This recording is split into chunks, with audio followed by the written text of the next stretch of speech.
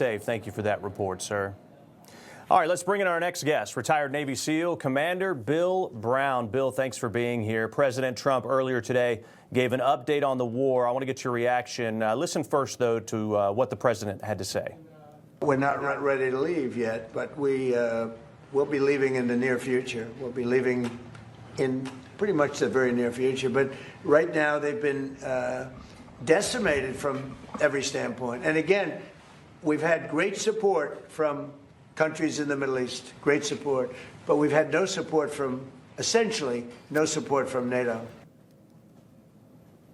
All right, Bill, what do you make of what the president said there, that we're not ready to leave yet, but what still needs to happen as he's, talking about the Strait of Hormuz and other things? What needs to happen before we could call it sort of, I don't know, I hesitate to say mission accomplished, but before we can leave?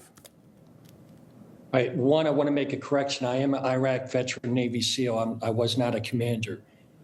Two, let's talk about what the Strait of Hormuz really is. It's basically an economic battleground. The island of Kharg, the reason why it's so essential is because the coast of Iran is very shallow, and they can only get those heavy tankers in through that island. That's what makes it so essential. Now, when you talk about Iran, the current government, the IRGC, is basically, it is the #1 sponsor of terror on the planet.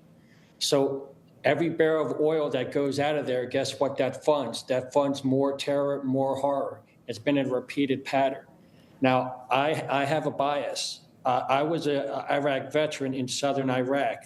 And from 2003 to 2011, the IRGC provided the explosive formed projectiles. These are basically these mines that would create a molten jet stream that could pierce armored vehicles.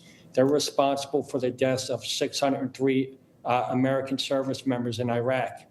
So I absolutely have a bias. Now, what the president is doing, he's a great negotiator, right? He showed that he has the ability. It's basically their Achilles heel. Their economy stops if you shut down, if you take out Kharg Island. He showed that we had the ability to shut it down. Now, that should be a leveraging point for them to get in order. But this is what I believe.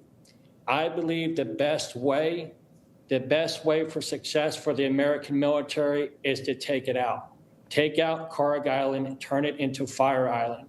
What you do is you're going to stop the world's #1 sponsor of terror from what? #1, sponsoring the IRGC, sponsoring their patronage jobs in positions throughout Iran, sponsoring all the terror proxies, Hezbollah, Hamas, the Houthis. You're going to stop their ability to fund missiles. You're going to stop their ability to continue with nuclear capabilities. That all stops.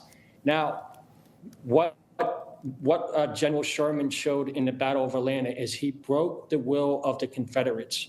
You have to break the will of the Shia jihadists that run Iran. If you show that they do not have the ability to fund their terror, to fund their patronage pit organizations, to fund their proxies, guess what happens? The tide shifts.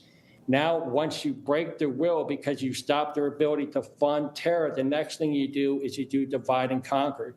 You get the CIA and their other intelligence agencies, and you're going to support different groups that are resistant to that jihadist ideology, to the IRGC. That's the right way to win. Well, let's hope that they are on the right track, and I think what you lay out there makes a lot of sense. We just got to continue to pray for our troops and hope that this can come to a conclusion soon. Bill Brown, thank you for your service. Thank you for being here this afternoon. Thank you. All right, let's take a look live now at Capitol Hill, where lawmakers are taking